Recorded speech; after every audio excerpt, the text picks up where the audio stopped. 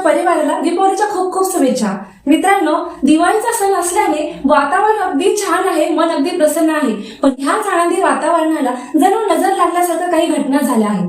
त्यामुळे मन अगदी बेचैन झाले आहे. बघा, गोष्ट आहे फ्रीडमची. मित्रांनो, जुन्या काळामध्ये महिलांना, मुलींना अगदी मर्यादामध्ये ठेवले जात होते, अगदी बंधनामध्ये ठेवले जात होते.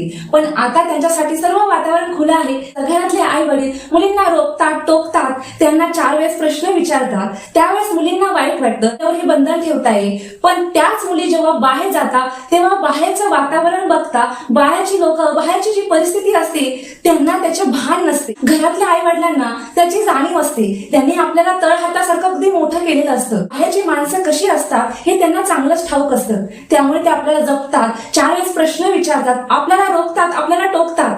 कारण त्यांना आपल्याला जपायचं असतं, आपले संरक्षण करायचं असतं. पण ही गोष्ट मुलींना कळत नाही.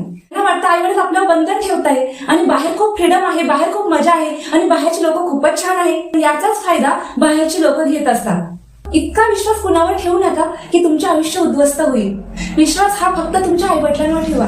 ज्या लग्न झालेल्या बायका थोड्याशा आनंदाकरता स्वतःच्या नवऱ्याला फसवतात, घरच्या माणसांना फसवतात, आपल्या आई वडिलांना फसवतात, ज्यांच्यासाठी त्यांना फसवतात पण ते पण त्यांना फसवतात, ही जाणीव त्यांना नंतर होते.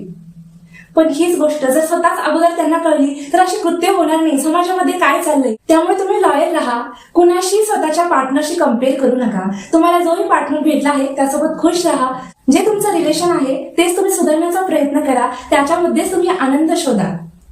जर तुम्ही बाहेर आनंद शोधण्याचा प्रयत्न केला तर तुम्हाला आनंद भेटणार नाही, तुम्हाला फक्त दुःखच भेटेल. आणि हेच सत्य आहे.